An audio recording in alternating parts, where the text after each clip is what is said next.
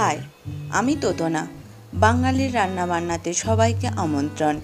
আজ আমি বানাবো চিংড়ি মাছের ঝাল। এর জন্য আমি নিয়েছি চিংড়ি মাছ 250 গ্রাম। চিংড়ি মাছ কেটে ধুয়ে নিয়েছি। এটা আমি সামান্য হলুদ আর পরিমাণ মতো লবণ দিয়ে মাখিয়ে নেব।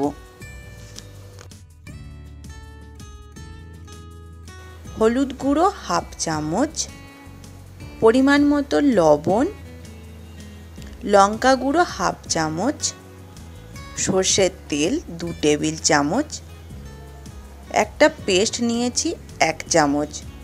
এতে আছে সর্ষে, জিরে আর পোস্ত।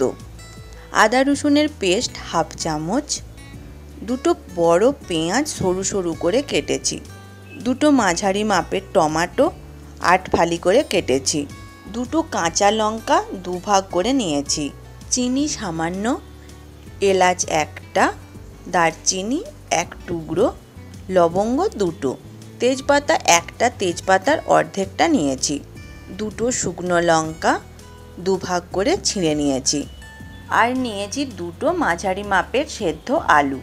আলুগুলোর খোসা ফেলে দেব। আলুগুলো আমি 4 ভাগ করে কাটবো। প্রথমে আমি চিংড়ি মাছগুলো ভেজে নেব, তাই কড়াই গরম করে তেল দিচ্ছি। তেল গরম হয়ে গেছে, এবার দিচ্ছি চিংড়ি মাছ। চিংড়ি মাছ বেশি ভাজলে শক্ত হয়ে যাবে, তাই বেশি ভাজবো না। চিংড়ি মাছের খোলা লাল হলেই তুলে নেব। চিংড়ি মাছ ভাজা হয়ে গেছে, এবার এগুলো তুলে নেব। এই তেলেই আলু দিয়ে দেব। আপনারা চাইলে আগে আলু ভেজে পরে চিংড়ি মাছ ভাজতে পারেন। আলু ভাজা হয়ে গেছে, এগুলো তুলে নেব। তেলে দেব তেজপাতা, এলাচ, লবঙ্গ, দারচিনি আর শুকনো লঙ্কা। তেলের সাথে ফোড়ন সবসময় সামান্য নেড়ে নিতে হয়, তাতে গন্ধটা ভালো আসে। এবার দেব পেঁয়াজ কুচি। পেঁয়াজ ভালো করে ভাজবো। পেঁয়াজ আমি খুব সরু সরু করে কেটেছি। পেঁয়াজ লালচে করে ভেজে নিয়েছি। এবার এতে দেব টমেটো আর কাঁচা লঙ্কা। টমেটো আর কাঁচা লঙ্কা তেলের সাথে অল্প ভেজে নেব, যাতে কাঁচা গন্ধটা চলে যায়। এবার দেব আদা রসুনের পেস্ট, সর্ষে, জিরে আর পোস্তর পেস্ট, হলুদ গুঁড়ো, লঙ্কা গুঁড়ো,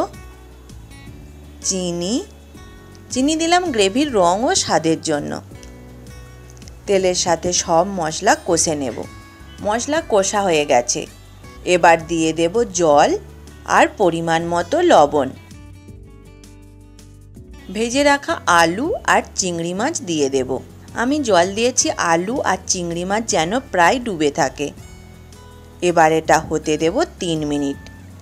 3 মিনিট পর আলু আর চিংড়ি মাছ নাড়াচাড়া করে নেব।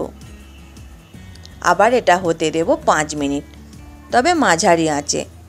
জল আপনারা দেখে দেবেন, কতটা গ্রেভি আপনারা চান তার ওপর জলের পরিমাণ নির্ভর করবে।